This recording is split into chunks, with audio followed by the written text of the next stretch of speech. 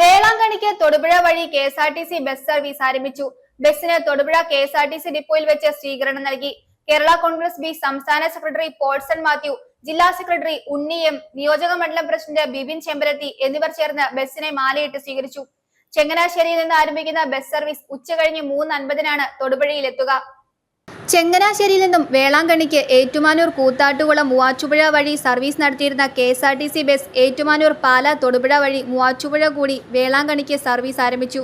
ബസിന് തൊടുപുഴ കെഎസ്ആർടിസി ഡിപ്പോയിൽ വെച്ച് സ്വീകരണം നൽകി.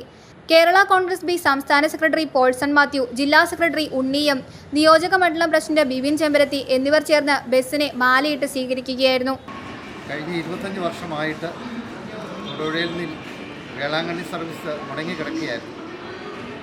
തൊടുപുഴയിൽ നിന്നുണ്ടായിരുന്ന വേളാങ്കണ്ണി സർവീസ് നിർത്തി അത് ചങ്ങനാശ്ശേരിയിൽ നിന്ന് തുടങ്ങിയിരുന്നു.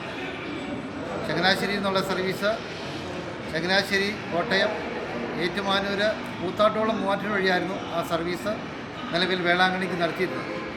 എന്നാൽ ബഹുമാനായ പാർട്ടി ചെയർമാനും കേരളത്തിൻ്റെ ഗതാഗത വകുപ്പ് മന്ത്രിയുമായ കെ ബി ഗണേഷ് കുമാർ അവറുകളെ പാർട്ടി സംസ്ഥാന സെക്രട്ടറി എന്ന നിലയിൽ ഞാൻ നേരിട്ട് കണ്ട് ഈ പ്രദേശത്തെ ജനങ്ങളുടെ ഒരു ചിരകാല ആവശ്യമാണ് തൊടുപുഴ പ്രദേശങ്ങളിൽ നിന്ന് വേളാങ്കണ്ണിക്ക് പോകുവാൻ ഏറെ ആൾക്കാർ ബുദ്ധിമുട്ട് അനുഭവിക്കുന്നുണ്ട്. അതുകൊണ്ട് ആ സർവീസ് നിലവിൽ ഈ വഴിക്ക് കൂടി തൊടുപുഴയിൽ നിന്ന് പോകുന്ന രീതിയിൽ ഏറ്റുമാനൂർ, പാല, തൊടുപുഴ, മൂവാറ്റുപുഴ വഴിയാക്കി സർവീസ് ആരംഭിക്കുന്ന അദ്ദേഹത്തോട് ആവശ്യപ്പെടുകയും ആ ആവശ്യം അദ്ദേഹം അംഗീകരിച്ചതിൻ്റെ അടിസ്ഥാനത്തിലാണ് ഇന്ന് മുതൽ ഈ 50 തുടങ്ങുന്ന ഇന്നേ ദിവസം തന്നെ ഈ സർവീസ് ഇവിടുന്ന് തുടങ്ങിയത്.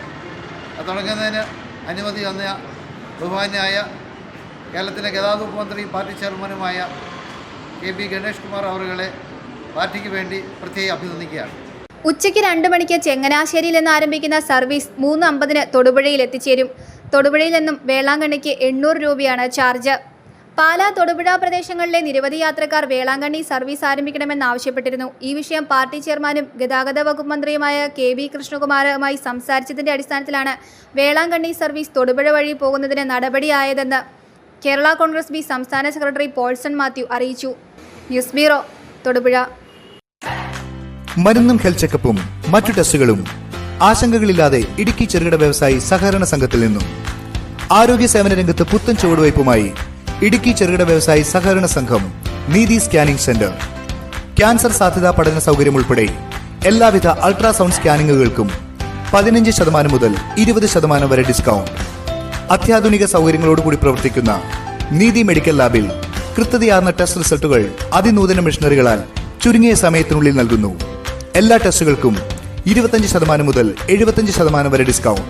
കൂടാതെ നീതി മെഡിക്കൽ സ്റ്റോർ വഴി എല്ലാ മരുന്നുകൾക്കും ജീവൻ രക്ഷാ മരുന്നുകൾ ഉൾപ്പെടെ 14% മുതൽ 70% വരെ ഡിസ്കൗണ്ട്. ഏത് സമയത്തും സുസജ്ജമായി നിൽക്കുന്ന 5G ICU, NICU, D level ambulance service. ഏറ്റവും കുറഞ്ഞ നിരക്കിൽ മെഡിക്കൽ സപ്പോർട്ടോടുകൂടി.